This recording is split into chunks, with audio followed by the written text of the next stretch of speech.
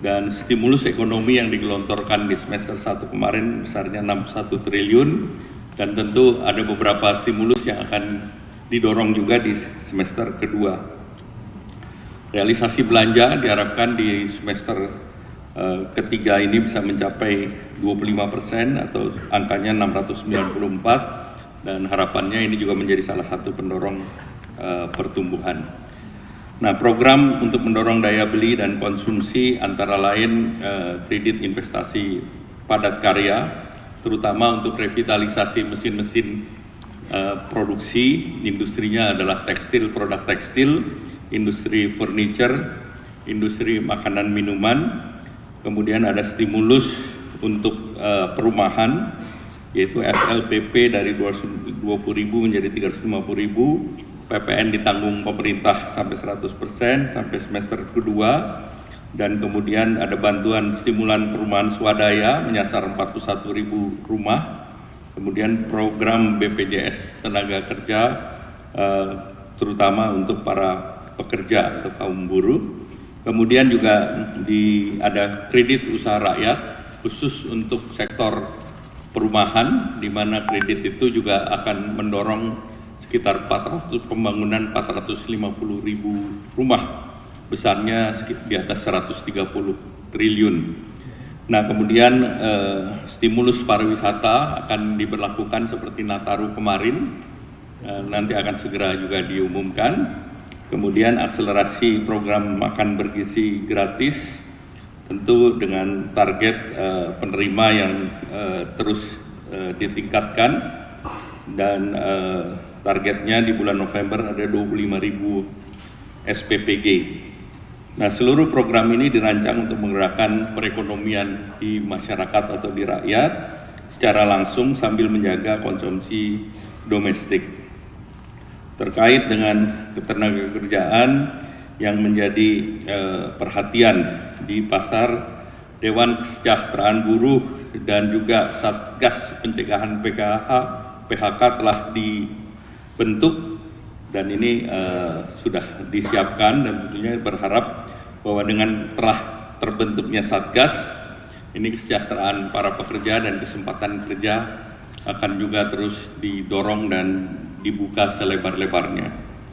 Bapak Presiden kemarin, Presiden Prabowo telah memberikan arahan yang jelas dan menenangkan, dan beliau menyampaikan bahwa pemerintah bertekad untuk selalu memperjuangkan kepentingan rakyat, termasuk rakyat yang paling kecil, paling tertinggal.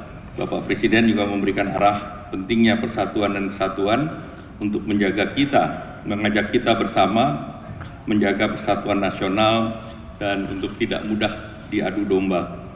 Pertumbuhan ekonomi kita masih berada dalam jalur yang positif.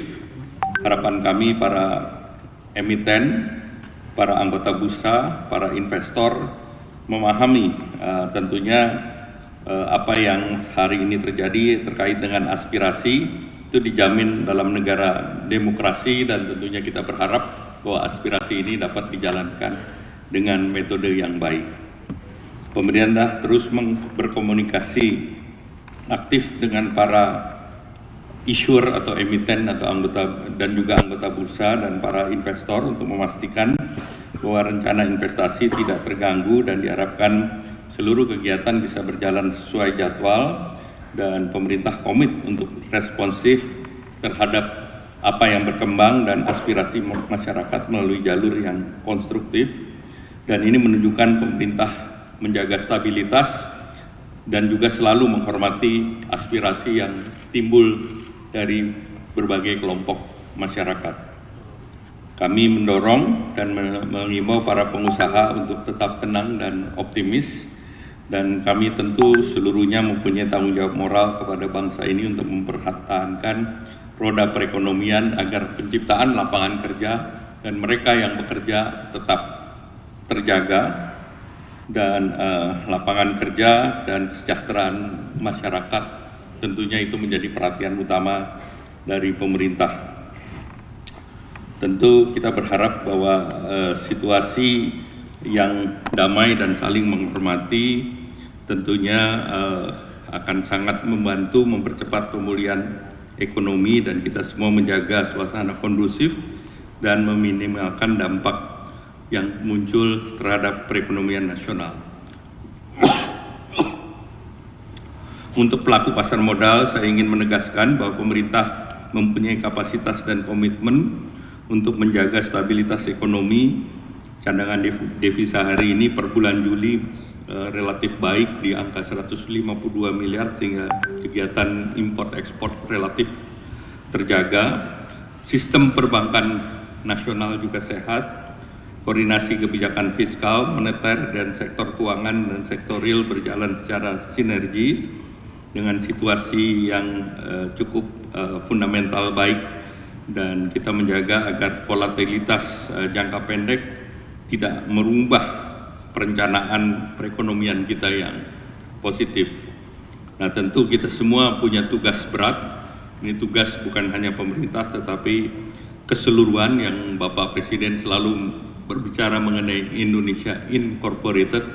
Artinya ini seluruhnya harus kita kerjakan bersama, baik pemerintah, perusahaan-perusahaan yang berada di bursa, perusahaan yang di luar bursa, agar kita bisa mempertahankan tenaga kerja yang ada, membuka peluang penyerapan tenaga kerja di depan, dan kita tetap realistis dan juga melihat hal yang mungkin dicapai dengan komitmen penuh agar pertumbuhan, stabilitas, dan kesejahteraan masyarakat tetap terjaga.